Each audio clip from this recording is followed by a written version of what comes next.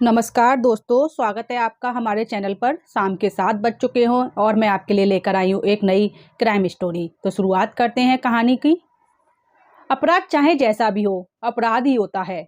हर एक अपराध की सजा होती है, चाहे वो 1 दिन से लेकर आजीवन तक हो या काल कोठरी से लेकर फांसी तक। वैसे यह भी सही है, लेकिन कुछ अपराधी कानून के लूप होल्स को यूज करके, कानून के बारीक छिद्रों का सहारा लेकर बच निकलते हैं और कई अपने दांव पेचों से कानून की चौखट तक भी नहीं जाते हैं।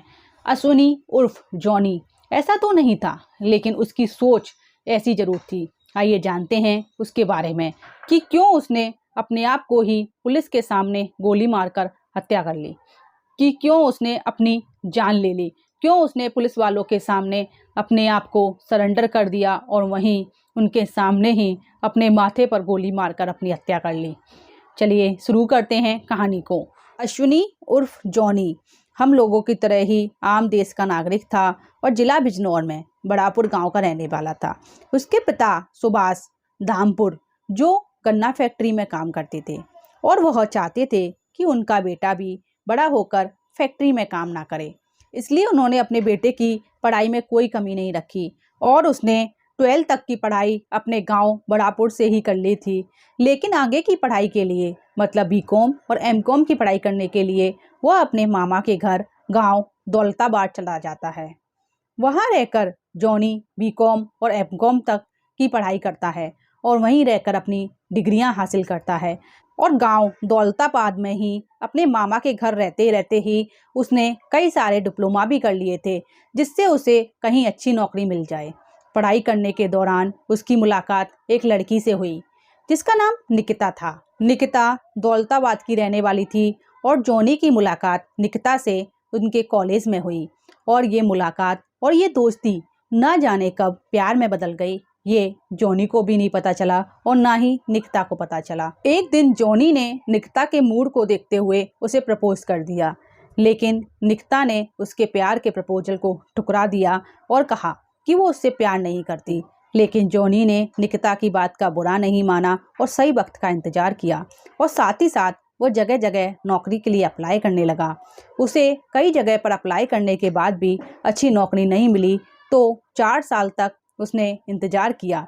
4 साल बाद उसके पास एक नोएडा के बिल्डर का प्रपोजल आया। तो जॉनी ने सोचा कहीं नौकरी नहीं मिल रही है, इससे अच्छा है कि मैं इसी बिल्डर के यहाँ ज्वाइन कर लेता हूँ और नौकरी करने के लिए नोएडा चला गया। दूसरी तरफ निकिता भी अब एयर होस्टेस बन गई थी और दुबई चली गई थी। लेकिन निकिता और जॉनी के बीच अभी भी फ़ोन पर बराबर बातें होती थी। एक दिन अश्विनी जॉनी नोएडा से करीबन 1.5 साल बाद अपने गांव बड़ापुर आता है, लेकिन जॉनी के आते ही उसका अपने दोस्त राहुल से झगड़ा हो जाता है, क्योंकि उसके दोस्त राहुल ने एक अनुसूचित एसटी जाति की लड़की से शादी कर ली। इस बारे में जब जॉनी को पता चलता है कि उसने एक एसटी शेड्यूल ट्राइब की लड़की से शादी कर लेती है, तो जॉनी राहुल को कमेंट मार के कहता है, यार तुझे शर्म नहीं आई, तूने तो एक भंगी से शादी कर ली। यह बात राहुल को बर्दाश्त नहीं होती। झगड़ा इतना बढ़ जाता है कि राहुल अपने चचेरे भाई कृष्णा को भी अपने साथ ले आता है। तीनों में खूब मारपीट होती है और एक तरफ जॉनी अकेला और दूसरी तरफ 2 भाई, दोनों भाई मिलकर जॉनी को नंगा करके खूब मारते हैं और यह मामला इतना बढ़ जाता है कि पुलिस स्टेशन पहुंच जाता है। अब यहाँ पर राहुल के बाप की, राहुल जो जॉनी का दोस्त है, उसके बाप की नेतागिरी काम आती है, क्योंकि राहुल के जो पापा थे, जो राहुल के पिता थे भीमसेन, उनका नाम भीमसेन, जो उसी बड़ापुर गांव में नोमी मोहल्ले के भाजपा नेता थे और राहुल उन भीमसेन का बेटा था। राहुल के पिता की अपने इलाके में खूब दबंगाई चलती थी और उनका पुलिस के साथ भी अच्छा उठना बैठना था। तो उनके पिता भीमसेन आते हैं और उनको देखते ही पुलिस वाले डर जाते हैं और उन दोनों राहुल और कृष्णा को कुर्सी पर सम्मानित पूर्वक बिठाते हैं।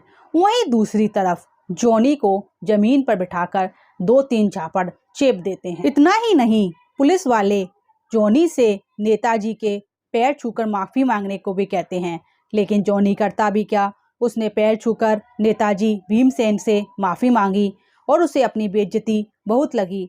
और वो इस बेइज्जती के साथ उस गांव में नहीं रह सकता था, तो वो उस गांव से निकलकर नोएडा चला जाता है। नोएडा में अपना जीवन व्यतीत करने लगता है और वही नौकरी जो वो बिल्डर क्या करता था वो करता रहता है। लेकिन धीरे धीरे कर कर जॉनी उस बात को भूलने की कोशिश करता है और चाहता है कि वह उसके दिमाग और दिल को परेशान ना करे। लेकिन इसकी जो बेइज्जती हुई थी वो पूरे गांव को पता थी। फिर धीरे धीरे कर कर जॉनी उस बेइज्जती को भूल भी जाता है। फिर इसी साल 2023 में जॉनी की माँ का निधन हो जाता है। फिर वह अपनी माँ के अंतिम संस्कार के लिए गांव में आता है और ये महीना चल रहा था जून 2023 का।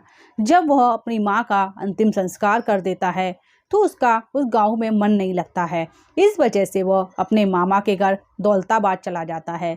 लेकिन अब मामा के घर भी कितने दिन रहे जॉनी, इसलिए वह वापस अपने गांव बड़ापुर आ जाता है और फिर अपने गांव में ही अपने पुराने दोस्त जिन्होंने उसकी बेइज्जती की थी, राहुल और कृष्णा, उनसे मिलने लगता है और वही मिलकर बातें करने लगता है और दिल्ली और नोएडा की सभी कहानियां सुनाने लगता है।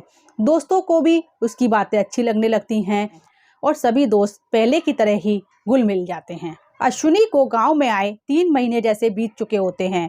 वह अपने गांव बड़ापुर में अच्छे से रह रहा होता है, लेकिन अश्विनी निकिता को कई बार फोन कर चुका होता है, लेकिन इसी 3 महीनों में निकिता एक भी बार उसका फोन नहीं उठाती है। इस बात की टेंशन अश्विनी को हो जाती है और वह अपनी मुंह बोली बहन जो दौलताबाद में ही रहती थी, उसने उसको फ़ोन मिलाया कि निकिता कहाँ है।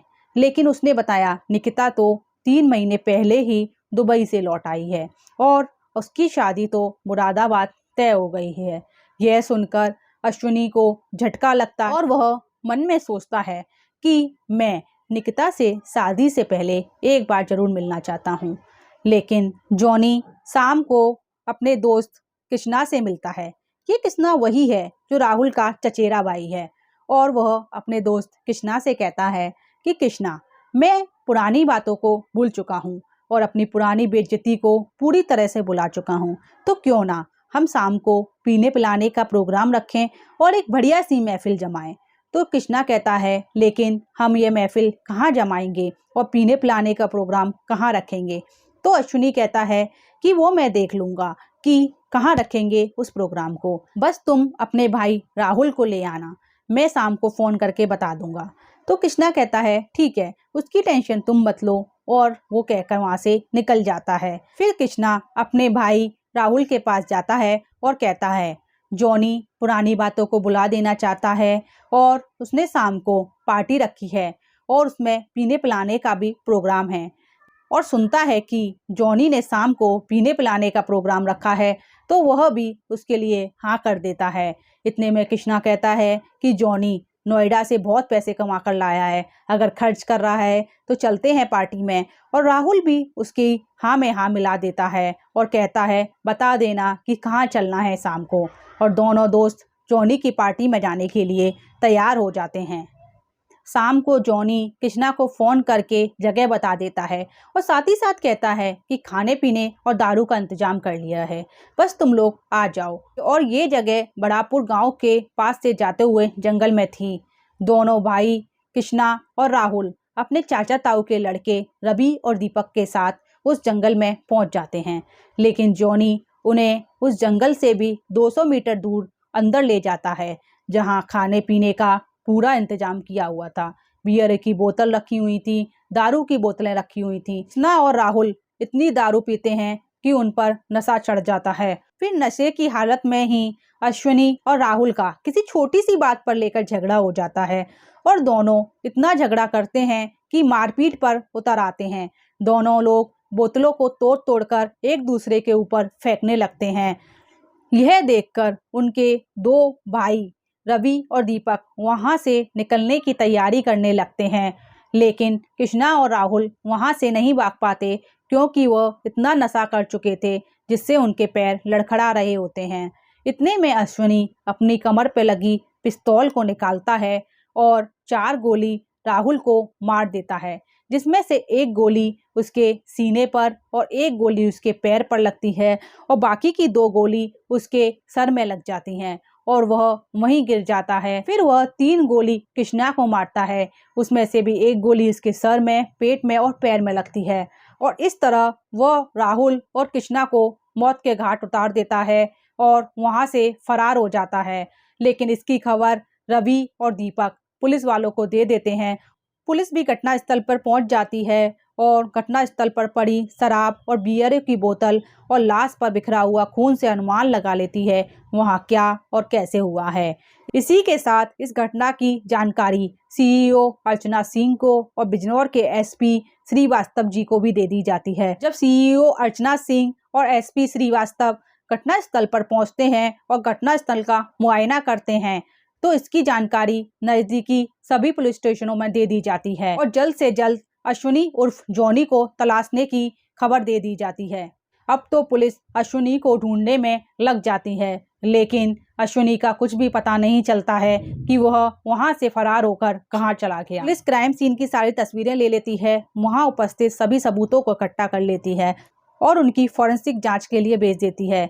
दूसरी तरफ फिर बॉडी को पोस्टमार्टम के लिए भेजा जाता है और राहुल के पिता भीमसेन अपने दोनों बच्चों का अंतिम संस्कार कर देते हैं। दूसरी तरफ राहुल के पिता भीमसेन अपने दोनों बेटे राहुल और कृष्णा की हत्या का केस दर्ज कराते हैं और ये केस बड़ापुर थाने में ही दर्ज कराया जाता है और इस केस में जॉनी के पिता सुभाष और भाई रंजीत का भी नाम लिखा जाता है। अगले दिन बिजनौर के एसएसपी घटनास्थल का मुआयना करते हैं और अनुमान लगाते हैं कि अश्विन उर्फ जॉनी ज्यादा दूर तक नहीं भाग पाया होगा, क्योंकि गांव में और शहर में इतनी पुलिस तैनाती है कि वह ज्यादा दूर तक नहीं गया होगा। हो सकता है कि वह कहीं जंगल में ही छुपा हो। इस वजह से अपनी पूरी टीम के साथ जंगल की छानबीन की जाती है, लेकिन अश्विन वहां नहीं पाया जाता है। इससे पता चल जाता है कि अश्विन जंगल में तो नहीं छुपा है। इस वारदात को हुए 3 दिन हो चुके थे, लेकिन अश्विनी का कोई सुराग नहीं मिला।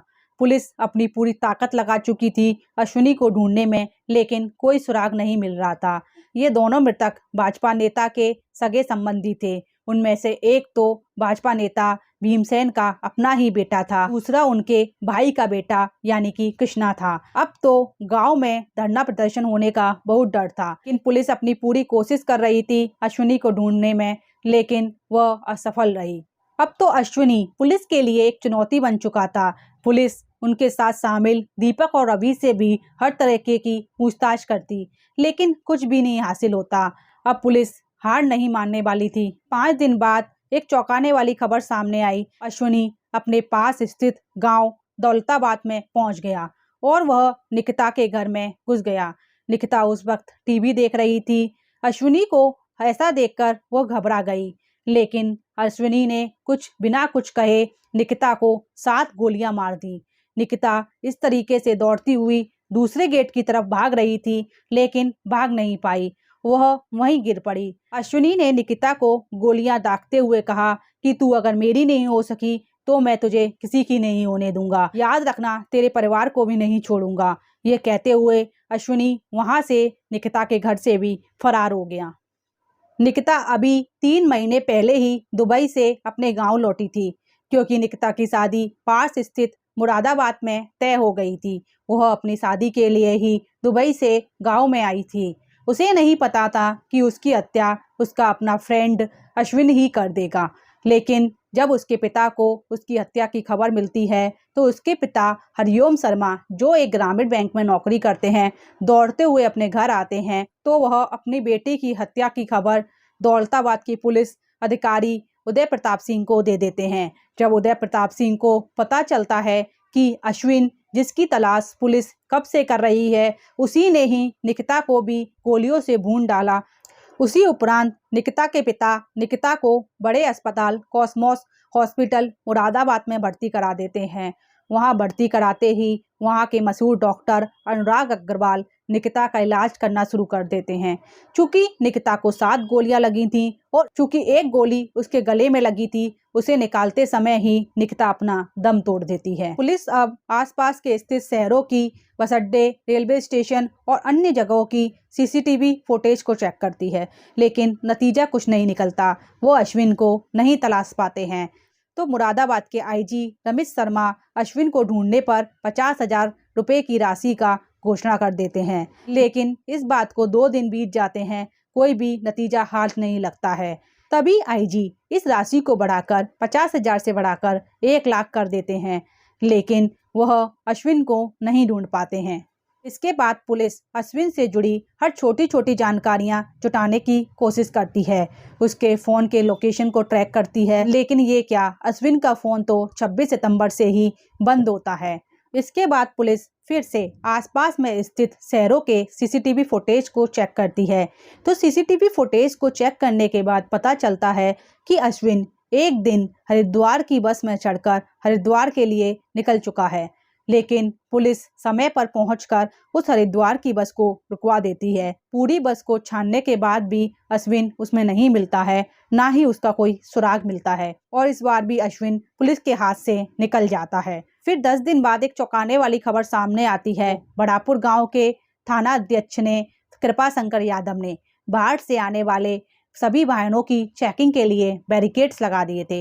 वो चाहते थे जो भी बड़ापुर गांव में आए अपना वाहन चेक कराकर ही अंदर जाए। उसी दौरान एक बस अंदर बड़ापुर गांव के लिए प्रवेश करती है। थाना अध्यक्ष कृपा शंकर यादव उस बस को रोक लेते हैं और अपने 2 सिपाहियों से कहते हैं कि जाकर बस को चेक करो। जैसे ही सिपाही बस को चेक करने के लिए अंदर चढ़ते हैं तो उसमें लगभग दर्जन भर ही यात्री अंदर थे।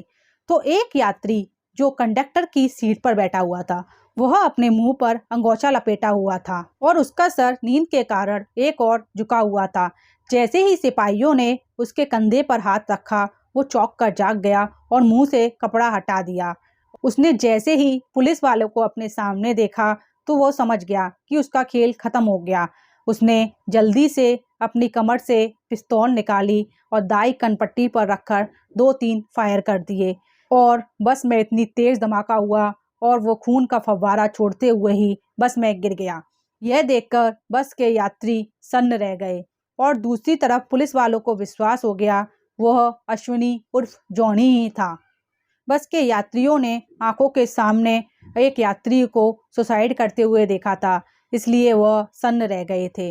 अगर अश्विन मुंह से कपड़ा भी हटा देता तो भी पुलिस उसे पहचान नहीं पाती, क्योंकि वो पिछले 10 दिनों से छिपता छिपाता हुआ घूम रहा था। ना तो वो 10 दिनों से नहाया हुआ था, ना ही कुछ खाने पीने का आता पता था। उसकी ऐसी हालत को देखकर पुलिस उसे निसंदेह नहीं पहचान पाती, लेकिन अश्विन को लगा कि उसका खेल खत्म हो गया है, इसलिए उसने बिना कुछ सोचे अपनी कनपट्टी पर गोली दे मारी।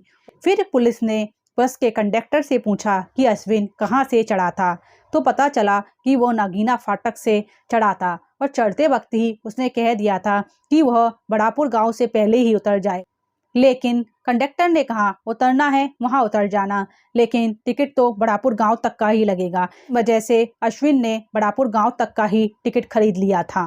तो दोस्तों, अश्विनी उर्फ जॉनी ने एक अपने बदले के लिए 3-3 हत्याएं कर दी, साथ में अपने आप को भी मार लिया। इससे उसको क्या हासिल हुआ, साथ में परिवार वालों को भी जेल और कोर्ट कचहरी के चक्कर काटने पड़े।